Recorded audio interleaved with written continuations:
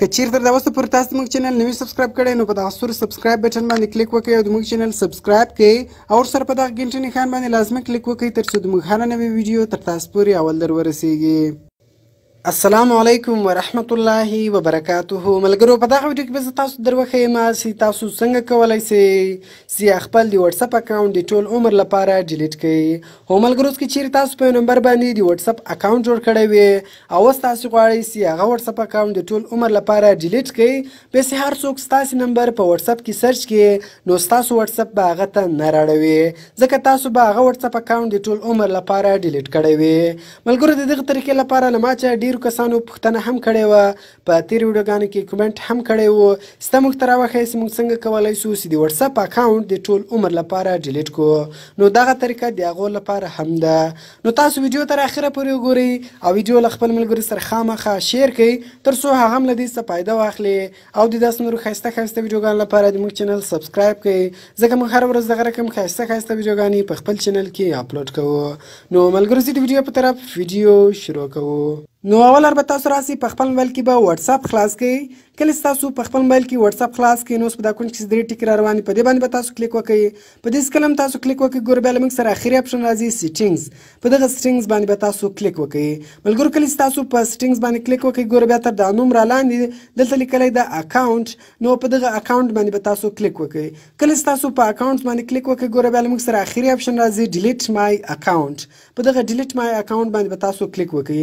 کله چې تاسو په ډیلیټ مای اکاونټ باندې کلیک وکړئ نو بیا له موږ سره دغه رقم شکل راځي. نو ګوره ملګرو په دې کې یو بل هم ډیر ضروري او ډیر ښایسته اپشن ده، دغه چینج نمبر والا. د دغه اپشن فایده چې د ګوره اول راځو اوس د دغه اپشن فایده زه تاسو درښیم.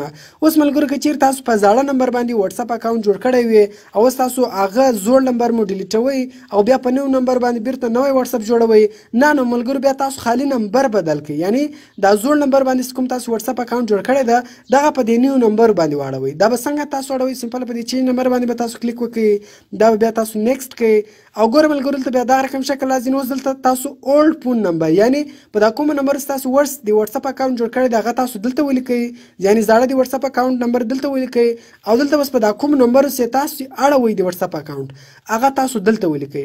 نو ملګرو د دې یوه فایده بله بیا دا ده بیا چې هر څوک تاسو ته په دغه نمبرو باندې په واتساپ کې میسج راولېږي هغه به تاسو په دې نوي نمبرو باندې میسج راځي. نو ملګرو د دې فایده دا ده اوس که چیرې تاسو بیا په نوي نمبر باندې واتساپ اکاونټ جوړوئ نو بیا تاسو واتساپ اکاونټ مه ډیلیټوئ، په دغه نوي نمبر باندې واتساپ اکاونټ واړوئ. او کوایا موږ غواړو چې د واتساپ اکاونټ د ټول عمر لپاره ډیلیټ کړو نو بیا سمپله ګوره په دې ډیلیټ مای اکاونټ کلم تاسو کلیک وکړئ نو دلته به اوس تاسو خپل د واتساپ اکاونټ نمبر کې ولیکئ، یعنی په کوم نمبر تاسو د واتساپ اکاونټ جوړ کړی ده هغه نمبر کې ولیکئ او په دې ډیلیټ مای اکاونټ باندې کلیک وکړئ. دلته ملګرو تاسو کنټري مو روښیاست، یعنی د هر ملک په نمبر تاسو د واتساپ اکاونټ جوړ کړی د هغه ملک اول ور سلیکټ کړئ، بیا هلته نمبر کې ولیکئ. کله چې تاسو بیا نمبر کې ولیکئ له هغه بعد ګوره اخري اپشن ده ډیلیټ مای اکاونټ.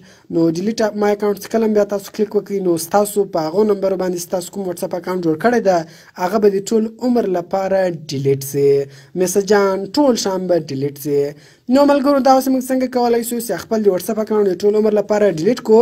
نو کوم چیرې ویډیو خوښ شوي ویډیو در سره لایک کړئ، له خپل ملګرو سره خاماخا شیر کړئ او د داسې نورو ښایسته ښایسته ویډیوګانو لپاره زموږ چینل سبسکرایب کړئ ځکه موږ هر ورځ دغه رقم ښایسته ښایسته ویډیوګانې په خپل چینل کې اپلوډ کوو. نو ملګرو ملاویږو په نور ښایسته ښایسته ویډیوګانو کې د خدای په امان.